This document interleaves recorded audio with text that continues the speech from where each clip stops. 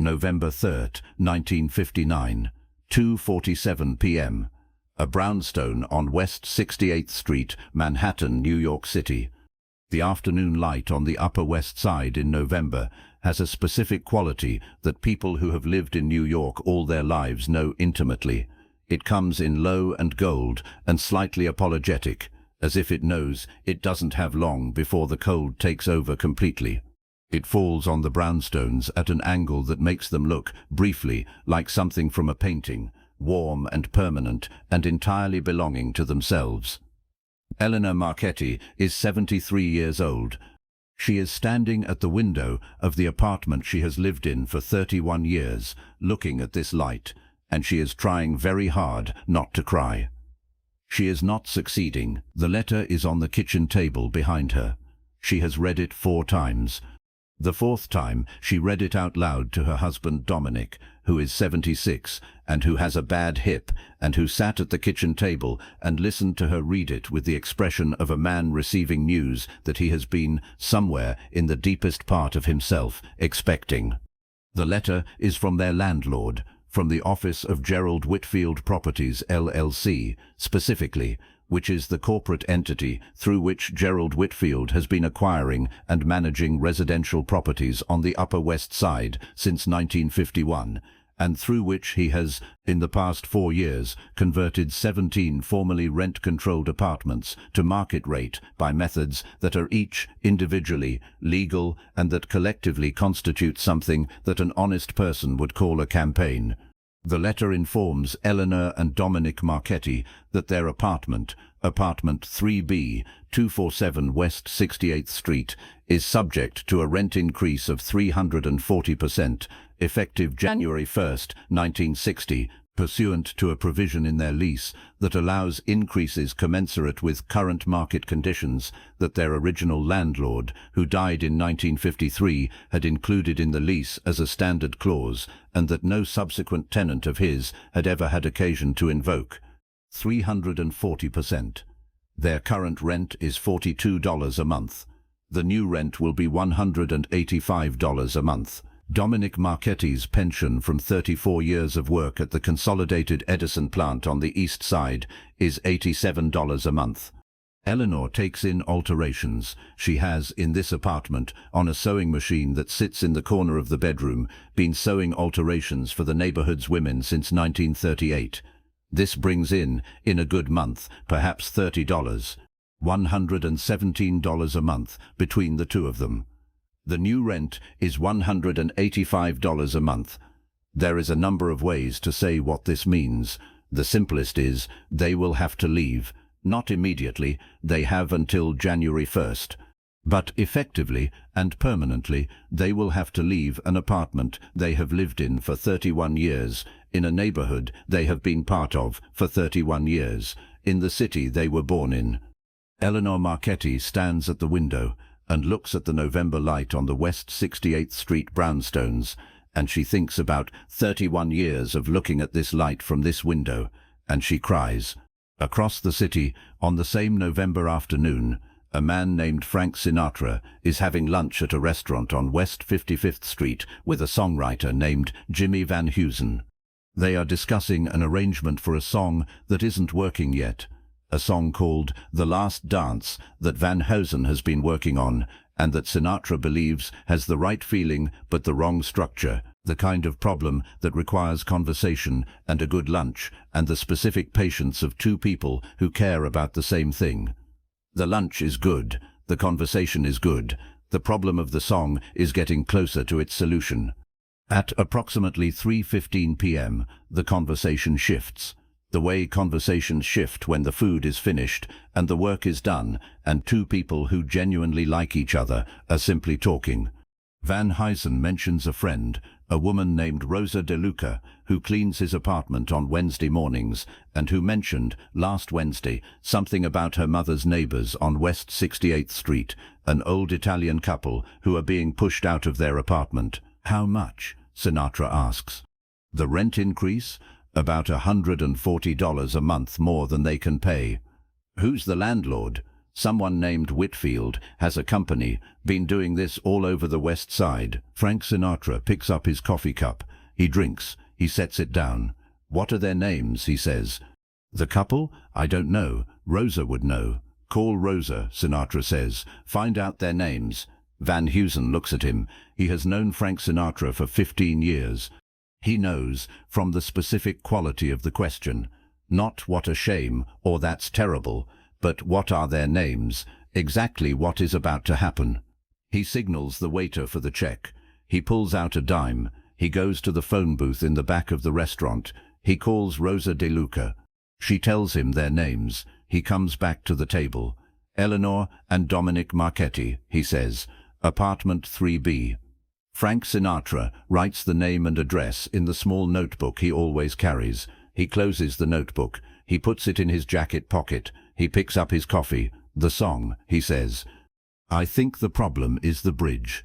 Let me tell you what I'm hearing. Frank Sinatra, on the evening of November 3rd, 1959, does not make any phone calls about Eleanor and Dominic Marchetti. He thinks about them. This is not unusual. Sinatra thinks about things before he acts on them, and he thinks carefully. And the thinking is never wasted, because the thinking is what makes the action precise.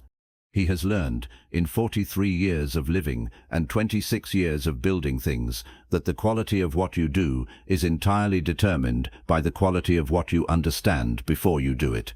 He thinks about the shape of the problem. The shape is this: an elderly couple, in their home, being removed by the operation of a legal mechanism that is being deployed by a man who knows exactly what it does to people, and has decided that what it does to people is less important than what it does for his quarterly returns.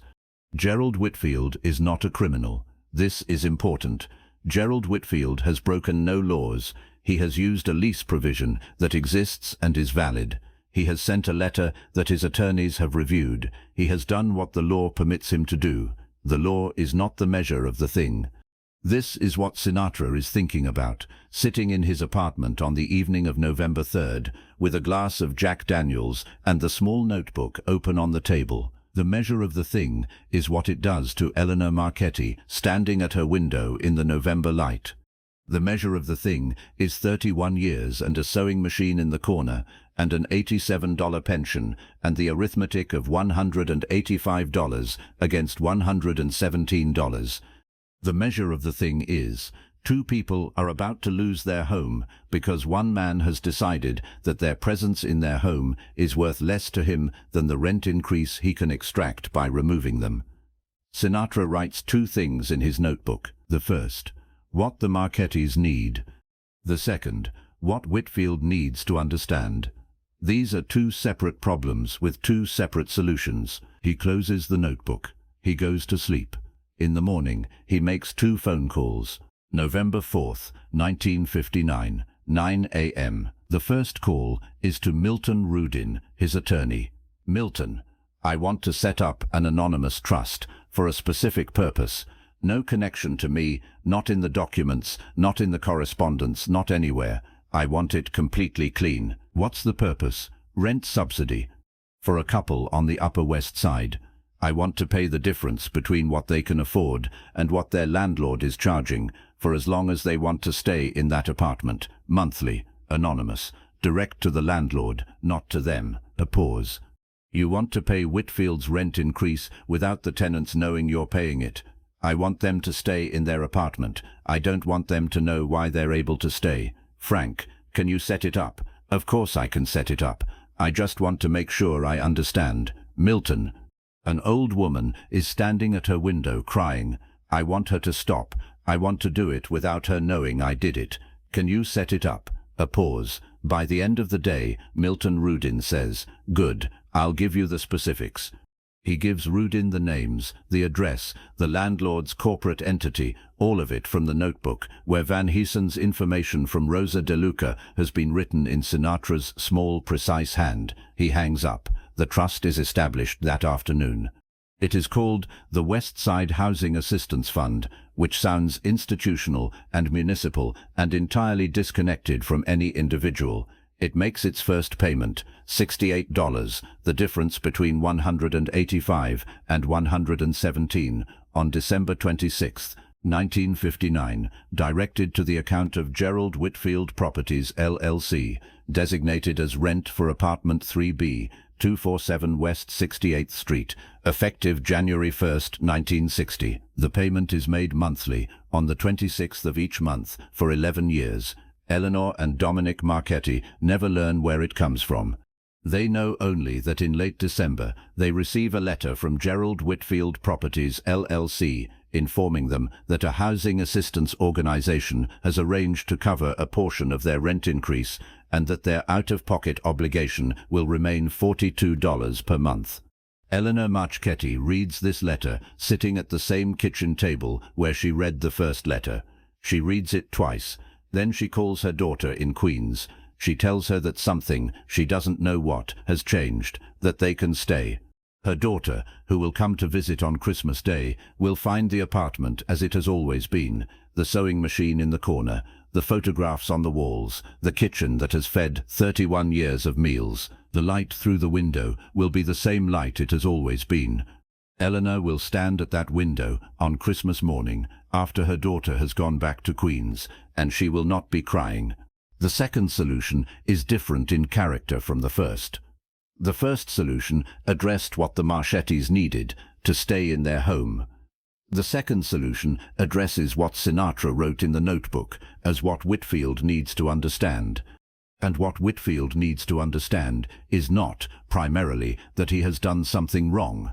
He has not done anything wrong in any legal sense, and Sinatra is not a man who confuses legal categories with moral ones in either direction. He knows that you can be entirely within the law and still be doing something that requires correction. What Whitfield needs to understand is simpler and more fundamental than a legal category. He needs to understand that the people in his buildings are people, not revenue sources, not lease provisions, not quarterly return optimization problems. People with 31 years of history and sewing machines in the corner of their bedrooms and daughters in Queens who come for Christmas. Sinatra thinks about how to communicate this. He thinks about it for 2 days. The answer, when it comes, is characteristic. It comes not through confrontation, but through information, through giving Whitfield the opportunity to know what he is actually doing, not in the abstract language of displacement of long-term tenants, but in the specific, human, particular language of two people with names. The second call, made on November 5th, is to a man named Arthur Gelb, who is a reporter at the New York Times covering real estate and housing on the Upper West Side. Sinatra has known Gelb since 1957, when Gelb wrote a piece about the Sands Hotel that contained a factual error, and Sinatra called him personally to correct it, not to suppress the piece, not to complain, but to ensure the record was accurate. Gelb has respected him since.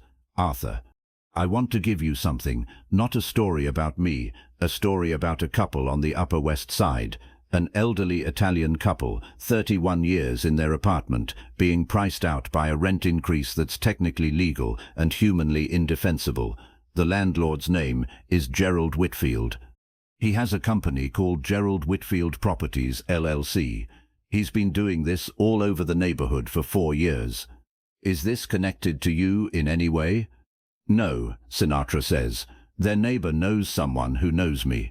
That's how I heard about it. The story is about them, not me. If I pursue this, pursue it however you pursue any story. Talk to the tenants, if they'll talk. Talk to the other tenants in Whitfield's buildings who've gone through the same thing. Talk to Whitfield. Talk to a housing attorney about the legality. I'm giving you the starting point. What you do with it is your work. A pause. And you don't want your name in it?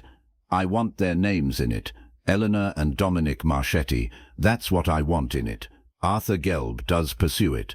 It takes him 3 weeks to report it properly. 3 weeks of talking to the Marchettis. Eleanor talks, Dominic sits beside her and nods. To 4 other former tenants of Whitfield Properties who have already been displaced. to a housing attorney at Columbia who explains the legal framework and its ethical implications, and to Gerald Whitfield himself, who declines to comment. The piece runs in the New York Times on November 28, 1959. It is not a front-page piece. It runs on page 14 of the Metro section, with a photograph of Eleanor Marchetti at her sewing machine. The headline is, "Long-term West Side tenants face displacement under legal rent provision." Page 14, 11 paragraphs, 1 photograph. Gerald Whitfield reads it at his desk in his office on Madison Avenue on the morning of November 28th. Let us spend a moment with Gerald Whitfield, because this story is not complete without understanding him. Not as a villain, not as a caricature, but as a man. Gerald Whitfield is 54 years old. He grew up in the Bronx, the son of a hardware store owner who worked 6 days a week and died at 61 and left the store to Gerald and his brother. Gerald sold his share of the store in 1947 and used the money to buy his first building on West 86th Street. He has been buying buildings ever since. He is not a cruel man. He is, like the 13 pragmatists in other stories, like all the antagonists in the Sinatra Chronicles, who are antagonists without being villains, a man who has organized his professional life around a single principle, the maximization of return on real estate investment. This principle is not wrong. Real estate investment is a legitimate activity. Property management is a legitimate activity.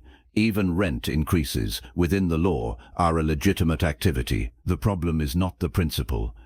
The problem is what happens when you organize your professional life so completely around a single principle that you lose the capacity to see what the principle costs. When maximizing return becomes the only consideration, the people who are inside the returns, whose lives are the raw material of the arithmetic, become invisible.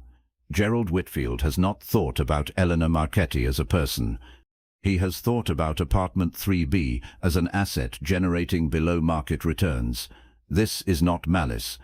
It is a failure of a different kind, a failure of perception, a failure of imagination, the failure of a man who has looked at a building for so long as a financial instrument that he has stopped being able to see it as a home. He reads the New York Times piece on November 28th. He reads it at his desk with the specific attention of a man who is in the piece and needs to understand what the piece says and what it might cost him. And something happens to Gerald Whitfield that he does not expect. He looks at the photograph of Eleanor Marchetti at her sewing machine. He looks at it for a long time. He is 54 years old. His mother was Italian. She sewed. He reads the piece again. He reads the 11 paragraphs about a woman and a man who have lived somewhere for 31 years and who are being asked to leave because of a provision in a lease that was written before he owned the building. He reads the paragraph where Eleanor says, "I don't think anyone is trying to hurt us. I think they just don't think about us. I think they just don't think about us." Gerald Whitfield sets down the newspaper. He sits with that sentence for a long time. He calls his property manager. "The Marchettis," he says, "apartment 3B, West 68th. Yes? Remove the January increase." A pause. "Mr. Whitfield, remove the increase. Their rent stays at $42. Sir, the provision is legally valid." "I know it's legally valid," Whitfield says. "I'm telling you to remove it anyway." Another pause. "All right. And go through the other buildings. Anyone who's been in their apartment more than 20 years, remove their increases." The longest pause yet. "All of them?" "All of them," Whitfield says. He hangs up. He picks up the newspaper again. He looks at the photograph of Eleanor Marchetti at her sewing machine. He looks at it for another long moment. Then he puts the newspaper in his desk drawer. He closes the drawer. He picks up the file on his desk, a different building, a different set of numbers, and he returns to work. He is not a changed man. He is not going to become an advocate for tenants' rights or a force for housing justice in New York City. He is still, fundamentally, a real estate investor who organizes his professional life around the maximization of return. But he is a man who has now thought about Eleanor Marchetti as a person. And having thought about her as a person, he has discovered that he cannot unthink it. that the photograph of a woman at her sewing machine, once seen, has a kind of permanence that the legal validity of a lease provision does not. I think they just don't think about us. He thought about her. It was enough.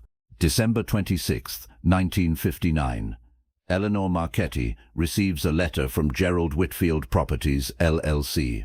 The letter informs her that, effective immediately, her rent increase has been rescinded. Her rent will remain $42 per month.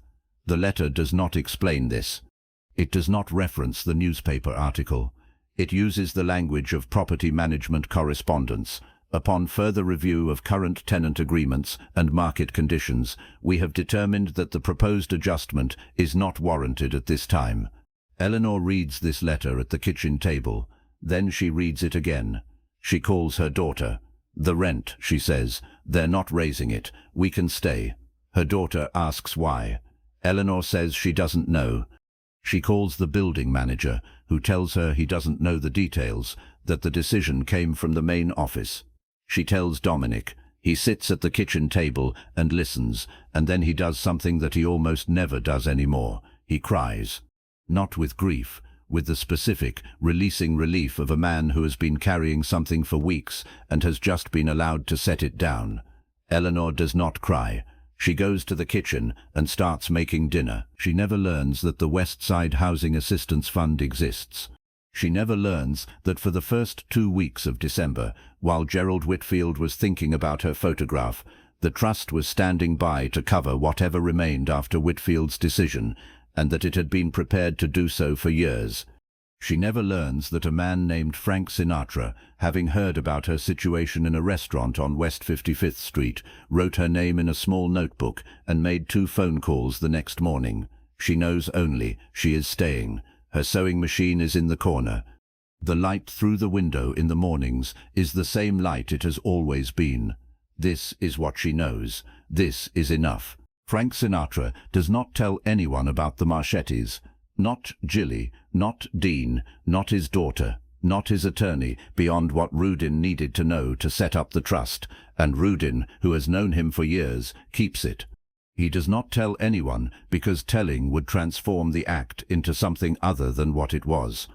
Telling converts a gift into a currency, into something that generates social credit, that produces the warm reception of people learning that you have done something good, that becomes, subtly and inevitably, about the person giving rather than the person receiving.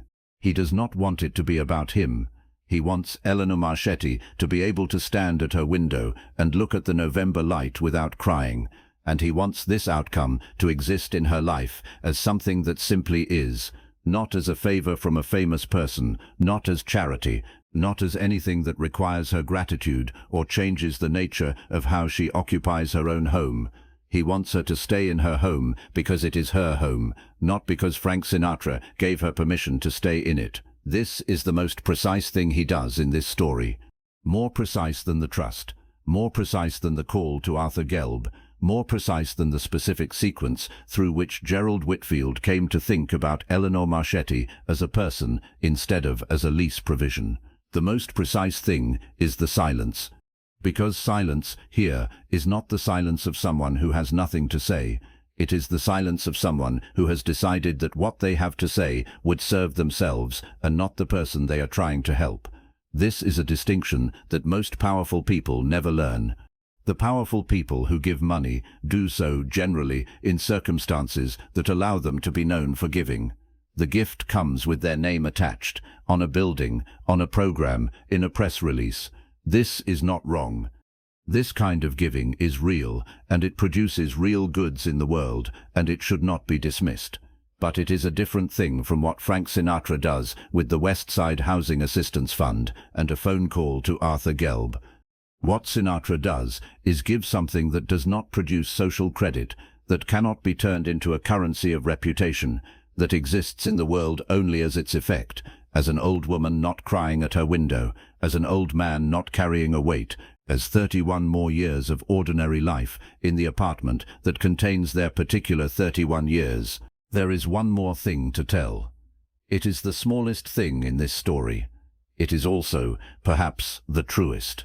In January of 1960, after the letter from Whitfield Properties, after the knowledge that they are staying, after the December that passed without the threat of January's first payment, Dominic Marchetti begins asking questions.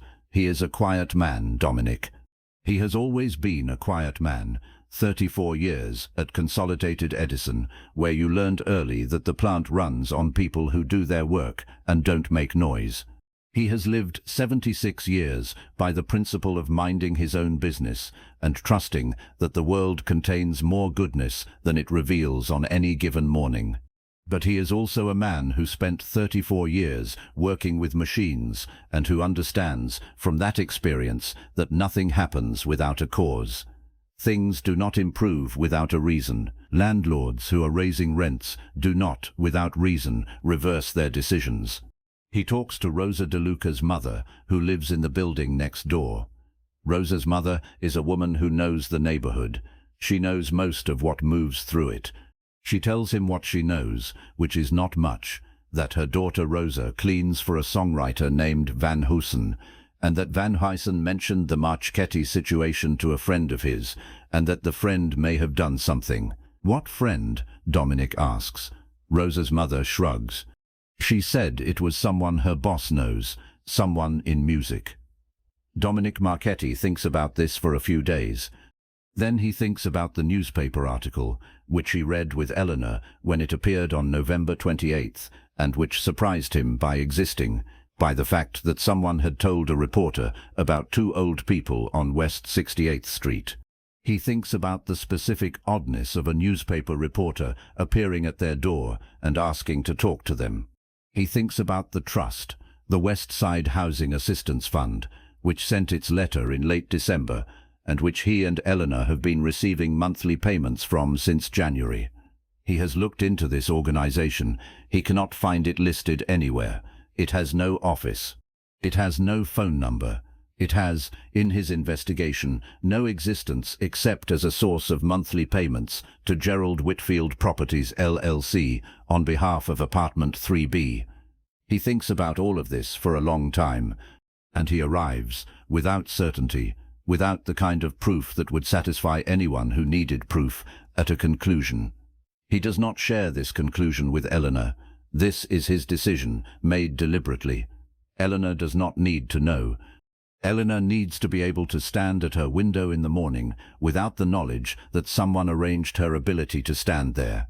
She needs it to simply be uncomplicated by gratitude, unmediated by obligation. What Dominic knows, he keeps. But on a Tuesday morning in March of 1960, he does one thing with his knowledge. He goes to Calvary Baptist Church, which he and Eleanor have attended for 30 years, and he lights a candle. He says a prayer, not for himself, not for Eleanor, but for an unnamed man who did something that does not have a name in the ordinary language of things that are done. He says, "Thank you, whoever you are, thank you." He goes home. He does not mention it to Eleanor. The candle burns until it is gone. April 1960. Jimmy Van Heusen solves the bridge. The song, The Last Dance, is recorded in April 1960 for the Nice and Easy sessions. The bridge that was wrong becomes right in the specific way that things become right when the person working on them gives them sufficient time and sufficient attention and trusts that the solution exists even when it is not yet visible. Van Heusen, in the recording session, watches Sinatra sing the bridge. He watches him find the note that the melody was always moving toward, the turn in the lyric that makes the rest of the song make sense. After the session, walking to the car, Van Heusen says, "The Marchettis, did it work out?" Sinatra says, "They're staying." "How'd you manage it?" A pause. "The landlord read a newspaper article," Sinatra says. Van Heusen looks at him. He knows this is not the complete answer. He knows, from 15 years of friendship, that there is more here than a newspaper article. But he also knows Frank Sinatra, knows the specific quality of his silences, which are not evasions but completions, not what is hidden but what has been decided does not need to be said. "Good," Van Heusen says. "Yes," Sinatra says. They get in the car, they go to dinner, they talk about music. The complete account of what happened between November 3rd, 1959 and December 26th, 1959, for the benefit of Eleanor and Dominic Marchetti, 2047 West 68th Street, Apartment 3B, does not appear in the conversation at dinner. It does not appear in any subsequent conversation. It exists in 3 places: in Milton Rudin's files, in a trust document that will continue sending payments for 11 years, and in the notebook with 2 headings that Frank Sinatra keeps in his jacket pocket, and in a candle lit at Calvary Baptist Church by a man who figured out enough to know that someone should say thank you, and who said it in the only language that felt adequate to what he was thanking. The West Side Housing Assistance Fund makes its final payment on behalf of Eleanor and Dominic Marchetti in March 1971. Eleanor Marchetti died in February 1971. She was 84 years old. She died in her bedroom in apartment 3B, 247 West 68th Street, with her daughter beside her and the sewing machine in the corner of the room and the light through the window that had been the same light for 43 years. Dominic Marchetti remained in the apartment until June 1971, when his health made it no longer possible for him to manage alone. He moved to a care facility in Queens, near his daughter. He died in 1974 at 91 years old. He never spoke publicly about the West Side Housing Assistance Fund. He never named Frank Sinatra in any connection with what happened in November and December 1959. He lit candles at Calvary Baptist Church every year in November until he left the West Side. Gerald Whitfield continued in real estate. After the New York Times piece, he became, gradually and without any announcement, a property manager who did not apply aggressive rent increases to long-term tenants. This is not documented anywhere as a policy. It is simply what he did. The specific, quiet shift in practice of a man who has thought about something and changed as a result of thinking. He is not a hero of this story. He is a man who read a newspaper article and looked at a photograph and heard a sentence, "I think they just don't think about us," and thought. The thinking changed him. Not completely, not forever, but enough. Frank Sinatra's notebook contains, in the section from November 1959, the following entry: E and D Marchetti, 247 W 68th, Apt 3B, fixed, MR Trust established, AG article, done, not a monument, not a testimony. A single word indicating that a thing that needed to be done had been done and could now be set down. This is the ledger, not the Grammy Awards or the Oscar or the film performances or the 40 years of recordings that changed American music. Those are the public ledger, the record of what a man produces when his gifts meet his discipline and his discipline meets the world. The private ledger is different. It is the record of what a man does when no one is watching, when the gift and the discipline and the world are all present but the world is only 2 people in an apartment on West 68th Street, and the discipline is the decision to help them without being seen helping them, and the gift is simply the specific human capacity to look at another person's situation and feel it as a problem that you are positioned to solve. E and D Marchetti, done. The entry is 4 words. It is also everything. The lesson of this story is not about power. All the other stories in this series are, in some measure, about power, about how a man with genuine relationships and genuine intelligence can move through the world with a specific, quiet, architectural force that reshapes situations without requiring confrontation. Those stories are true. The lesson of power in those stories is real and important. This story is about something different. This story is about what power is for. It is easy, with power, with the accumulation of genuine relationships and genuine resources and genuine credibility that Frank Sinatra built over 20 years, to use that power for yourself. To deploy it when someone disrespects you, when someone steals from you, when someone tries to push you out of the market, when someone needs to be corrected. The powerful man defends himself. That is the expected use of power, and it is a legitimate one. But what Frank Sinatra does with Eleanor and Dominic Marchetti is different. He does not use his power to defend himself.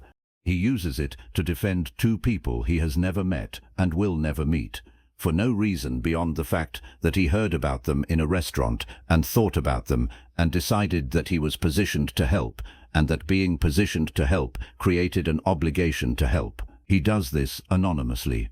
He does this without credit. He does this in the specific, deliberate, chosen silence of a man who has decided that the credit is not the point, and that taking the credit would corrupt the gift. And then he calls a journalist and gives him a story, not to expose Whitfield, not to destroy him, but to give him information, to make it possible for a man to look at a photograph of a woman at her sewing machine and think about what he is actually doing. This is the lesson. The measure of a man is not what he does with his power when he has been wronged. The measure of a man is what he does with his power when no one has wronged him, when there is nothing in it for him, when the only reason to act is that acting is right. Frank Sinatra acted because it was right. He acted quietly because the quiet was part of the rightness. He acted completely because anything less would have been less than what the situation required. And then he went back to the song, because that is what the life of a person who lives correctly looks like.